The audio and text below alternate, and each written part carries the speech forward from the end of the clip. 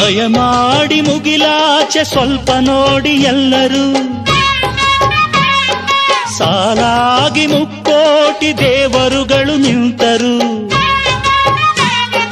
ದೇವತೆ ಈ ದೇವತೆ, ಈ ದೇವತೆಯ ಚೆಲುವ ನೋಡಲು, ಈ ಮಾಯಗಾತಿ ನಗುವ ಕಲಿಯಲು.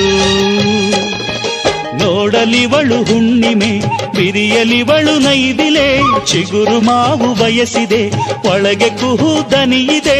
ಏನಿದು ಏನು ಮೋಜಿದು, ಏನಿದೇನು ಮೋಜಿದು.